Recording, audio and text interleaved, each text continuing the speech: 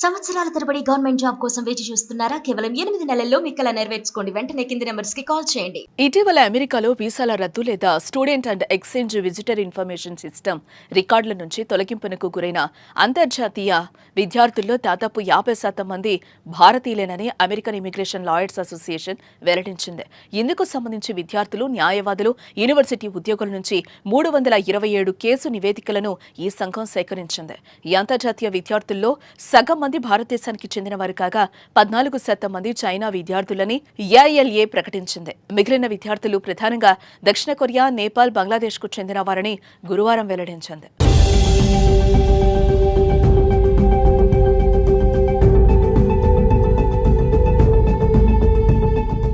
2023-24లో అమెరికాలో చేరిన అంతర్జాతీయ విద్యార్థుల్లో అత్యధికులు భారతీయులేనని మొత్తం 11,26,690 మంది అంతర్జాతీయ విద్యార్థుల్లో 3,31,602 మంది అంటే 29% భారతీయులేనని ఓపెన్ డోర్స్ డేటా పేర్కొంది. వీరి తర్వాత 2.77 లక్షల మందితో చైనా ద్వితీయ స్థానంలో నిలిచింది. వీరిలో 50% మంది విద్యార్థులు ఆప్షనల్ ప్రాక్టికల్ ట్రైనింగ్ ఓపీటీలో ఉన్నారని, అంటే వీరంతా గ్రాడ్యుయేషన్ పూర్తి చేసి అమెరికాలో ఉద్యోగాలు చేస్తున్నారని ఏఐఎల్ఏ తెలిపింది.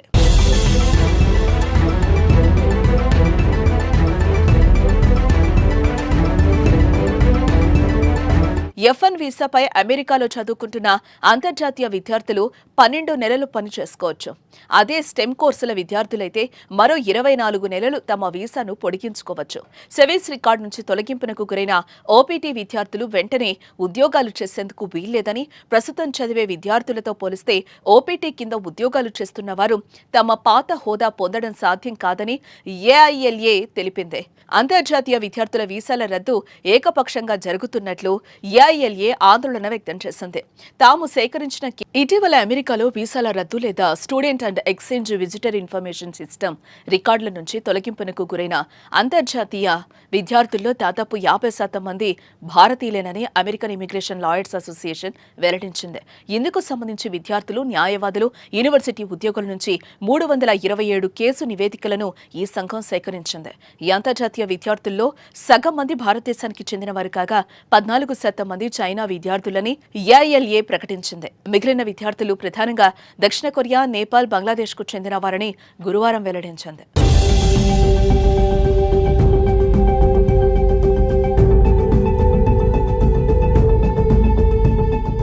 2023-24లో అమెరికాలో చేరిన అంతర్జాతీయ విద్యార్థుల్లో అత్యధికులు భారతీయులేనని మొత్తం 11,26,690 మంది అంతర్జాతీయ విద్యార్థుల్లో 3,31,602 మంది అంటే 29% భారతీయులేనని ఓపెన్ డోర్స్ డేటా పేర్కొంది.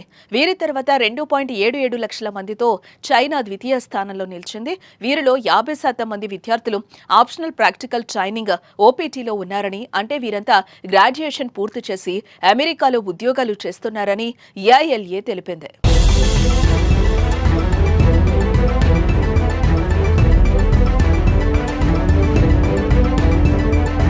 F1 వీసాపై అమెరికాలో చదువుకుంటున్న అంతర్జాతీయ విద్యార్థులు 12 నెలలు పని చేసుకోవచ్చు. అదే స్టెమ్ కోర్సుల విద్యార్థులైతే మరో 24 నెలలు తమ వీసాను పొడిగించుకోవచ్చు. సెవీస్ రికార్డు నుంచి తొలగింపునకు గురైన ఇటీవల అమెరికాలో వీసాల రద్దు లేదా student and exchange visitor information system రికార్డుల నుంచి తొలగింపునకు గురైన అంతర్జాతీయ విద్యార్థుల్లో దాదాపు 50% మంది భారతీయులేనని అమెరికన్ ఇమిగ్రేషన్ లాయర్స్ అసోసియేషన్ వెల్లడించింది. ఇందుకు సంబంధించి విద్యార్థులు, న్యాయవాదులు, యూనివర్సిటీ ఉద్యోగుల నుంచి 327 కేసు నివేదికలను ఈ సంఘం సేకరించింది. ఈ అంతర్జాతీయ విద్యార్థుల్లో సగం మంది భారతదేశానికి చెందినవారు కాగా 14% మంది చైనా విద్యార్థులని ఏఐఎల్ఏ ప్రకటించింది. మిగిలిన విద్యార్థులు ప్రధానంగా దక్షిణ కొరియా, నేపాల్, బంగ్లాదేశ్కు చెందిన వారని గురువారం వెల్లడించింది.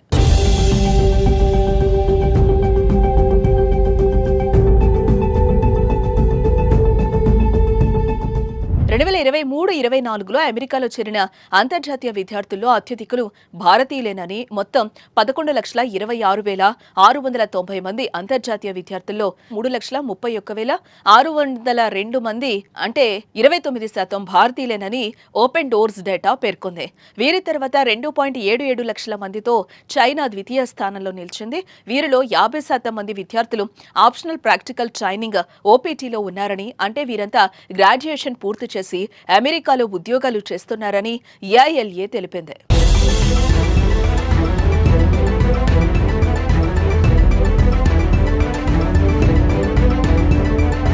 F1 వీసాపై అమెరికాలో చదువుకుంటున్న అంతర్జాతీయ విద్యార్థులు 12 నెలలు పని చేసుకోవచ్చు. అదే స్టెమ్ కోర్సుల విద్యార్థులైతే మరో 24 నెలలు తమ వీసాను పొడిగించుకోవచ్చు.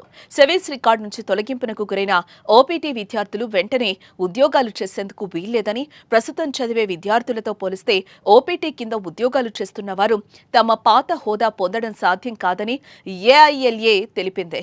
అంతర్జాతీయ విద్యార్థుల వీసాల రద్దు ఏకపక్షంగా జరుగుతున్నట్లు ఏఐఎల్ఏ ఆందోళన వ్యక్తం చేసింది.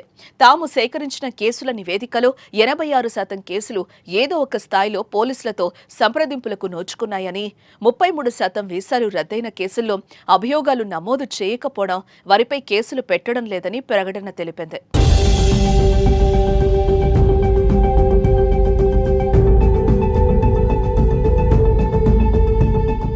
గంటకు 65 కిలోమీటర్ల వేగంతో వెళ్లాల్సిన జోనల్ 70 కిలోమీటర్ల వేగంతో డ్రైవ్ చేయడం, చట్టవిరుద్ధంగా వాహనం పార్కింగ్ చేయడం, సీటు బెల్ట్ ధరించకపోవడం, నెంబర్ ప్లేట్లు గడువు తీరిపోవడం వంటి చిన్న చిన్న అభియోగాలతో పోలీసుల నుంచి ఓపీటీ విద్యార్థులకు నోటీసులు అందాయి.